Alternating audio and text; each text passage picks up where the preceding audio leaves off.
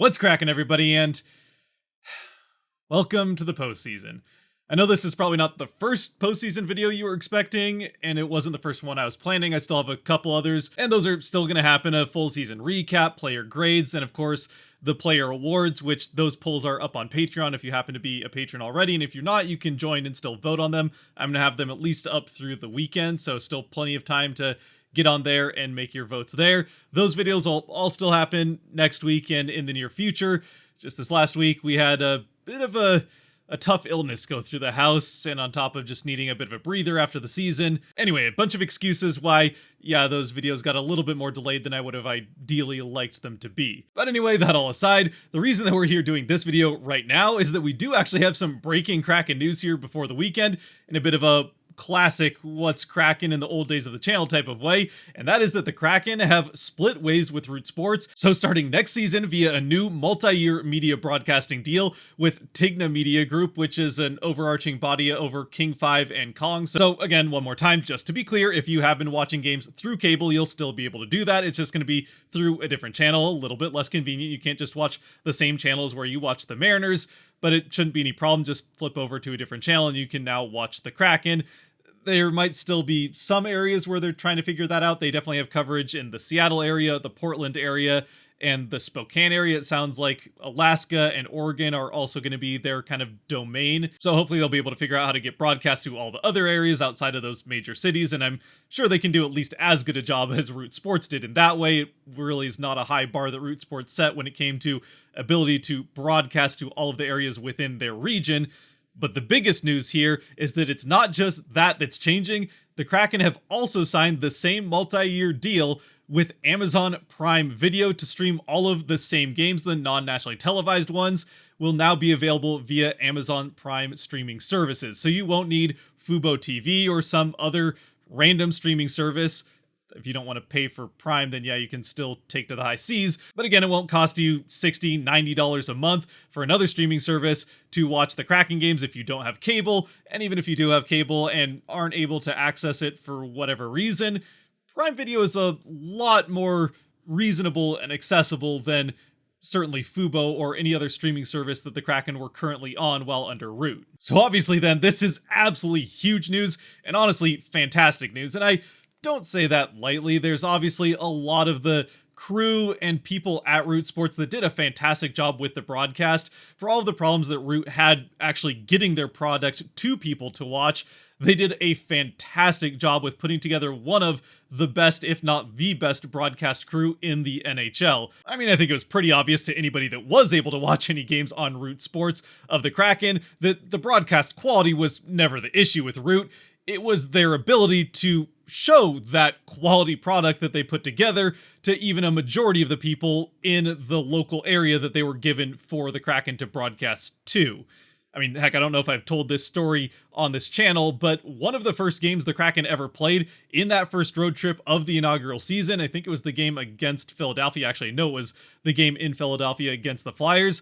That weekend, we'd already planned to go down with my wife's family to the Oregon coast, rent an Airbnb, stay down there, and they were very nice to make sure that the Airbnb had cable, had Root Sports, so I would be set up to watch that game and I wouldn't have to miss it. We get down there, didn't think it would be a problem. Game starts, I turn on the TV, and Root Sports, instead of showing the new hockey team in Seattle, which is the local broadcasting area for the Kraken, just outside of Portland, or not just outside of Portland, it's on the coast, so still a ways away from Portland, but right up on the coast near Washington. It's kind of near Cannon Beach.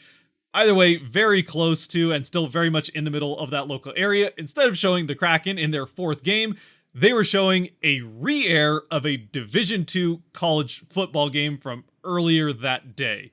So, yeah, to say the least, Root Sports had a lot of growing problems that really never fully went away when it came to actually making games accessible, even in areas where they were supposed to be easily accessible to people that had cable. And that's not even to mention all the people that, especially with Washington being one of the biggest areas of cord cutting across the nation, and that's something that's been trending upwards across the country. Yeah, there's just a lot of people that don't have cable and aren't going to get cable to watch, well, just about anything. And obviously that's just one story, and it was way back in the beginning of the first season, so maybe that's been cleaned up a little bit, but I know it was far from the only one at that time. Just Reddit alone was littered with comments of, hey, I have cable, I have Root Sports, but I can't watch games. What gives? So yeah, it was definitely a problem for Root, and even to this last season, there were still people that were not able to watch the games when they thought they were supposed to be able to, and that's not even talking about blackouts and all those issues. So obviously, this is a very big and positive change when it comes to the availability of Kraken games, and now people that have Prime Video, heck, if you just have Prime to order packages faster, you can now watch Kraken games. Oh, and as far as that game against the Flyers, I was still able to watch the game. I'm dedicated enough, obviously, that I, being near the coast, was able to find some pirates kind enough to allow me the ability to watch that particular game. It really didn't turn out to be worth it. That game did not go very well for the Kraken, but while I was able to get around that and watch it, and there are plenty of people that have taken that same route to watching Kraken games over the last few years, that's really the dedicated fans that are going to go through that trouble. And now with especially Prime Video, it's going to be a lot easier for, and I know a number of people that are like this that have been curious about the Kraken and curious about hockey and this new team that's in the city, but just aren't willing to go through the trouble of figuring out a new streaming service, or certainly get cable drilled into their house and set up and pay for cable just to watch the Kraken. So they just haven't really watched them over the last couple of years, even if they would like to, because it just hasn't been available for them. Now, again, I'm sure there's going to be growing pains. Not everything's going to go perfectly right out of the gate, but again, it really is not a high bar that was set by Root Sports out of the gate that inaugural season when it probably mattered most for the franchise. This is really priority one for them, as I mean, I can't say specific numbers, but I do have it under pretty good authority that viewership for Kraken games has not been anywhere near what they wanted it to be on Root Sports. Again, something that I really feel like they should have seen coming when signing up for a cable-only deal right out of the gate. And now that they have cable and a streaming service, it really seems like the type of thing they should have done in the first place all along. At least better late than never, I suppose. Anyway, all that to say, obviously we'll still have to wait and see what it actually looks like when the time comes for the start of next season, and if this really is a significant improvement, how much of a difference it makes over the course of next season as far as growing the fan base and getting a little bit more interest, getting more people to go to the arena through that interest, which to this point they haven't had trouble selling out. Though as far as that's concerned, there still are season tickets available for next season, which, considering they went into the inaugural season with a massive waiting list, is not necessarily a good sign for where the interest has maintained through the lack of availability of actually being able to watch games when you're not in the arena. So again, hopefully that changes everything, and this is a positive step for the Kraken in growing the interest and growing that strong foundation that's there, but just, yeah, widening it out and making it even stronger than it already is. I mean, yeah, obviously I don't have to tell any of you that this city can clearly and will support sports teams unlike, or at least as well as, any other city out there. At least if the amount of Kraken gear that you see just walking around the city or in the general area is any indication of the interest that's there for the team if they're able to watch games, this is a move that should go pretty well for the Kraken. So then that just leaves one other big question, and that obviously is, what does this mean for how the broadcast itself will actually look compared to how it did with Root Sports? Now, obviously the set and all that stuff will probably look a little bit different, some of the animations and all that jazz. But as far as the broadcast crew itself, the good news there is that it's gonna pretty much stay intact, at least for this first season, as John Forsland, JT Brown, Eddie Olczyk, Allison Lukan, and Nick Olczyk will all be sticking around. As for the rest of the crew, like Piper Shaw and some others, I don't know if they're sticking around or not. Those are just the only ones they've specified right now, but that still is a very good chunk of that crew, and at least the TV broadcast that we know will be here at least for the next chunk of a few years. And if they're signed on for the start of this deal, you'd have to imagine that they're going to be here as long as they want to. And that is a very good sign that we aren't sacrificing the quality of what we were getting with Root Sports for the people that were able to watch it for now more accessibility, as it would have obviously sucked to sacrifice that quality for those of us that were dedicated enough or had cable to watch that great Root Sports quality of broadcast, even if they weren't very good at showing it to the number of people that they really needed to help grow this game the way it needs to in Seattle. At least for right now, though, that's all we really know. Again, it's still pretty good news that we not only get a lot of that great crew that put together a great quality broadcast on Root Sports, and who knows if some of the others will also join that weren't listed in this first announcement. And we also get it much more accessible to people that didn't have cable or even had cable and still weren't able to watch it, especially with this last season, them moving Root Sports to a more expensive cable package. There's also the downside that this could probably not, but maybe at least a little bit affect the Mariners down the line, who technically own Root Sports. Now with the Kraken leaving, that's less money going into the Mariners' pockets, which means less money going potentially onto the field in the future.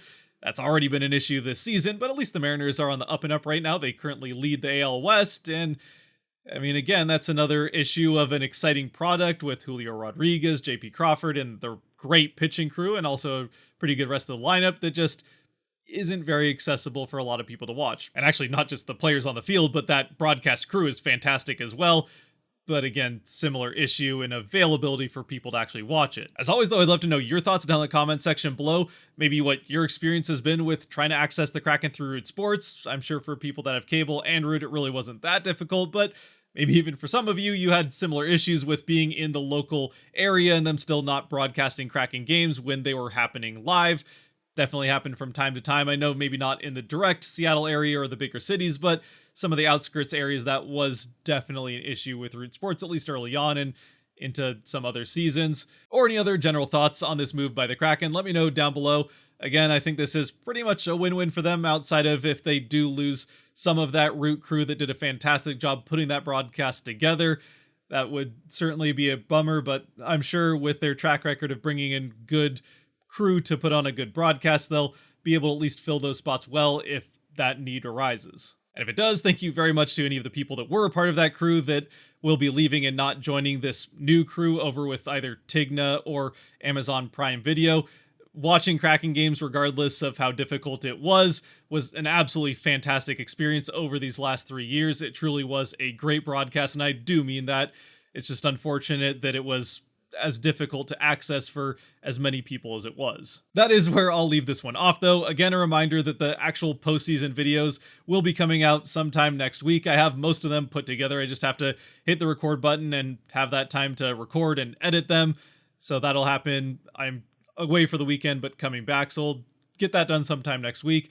I appreciate your patience with those videos and the chance to have a break, even if it really wasn't, I mean, it was a break from watching Kraken games, but not a break per se with the sickness and all that. Anyway, as always, thank you for sticking with me. I've made it to this point. Thank you very much for watching. Hit like, subscribe, it helps out the channel. And until next time, stay safe out there, be good to each other. God bless, and go Kraken.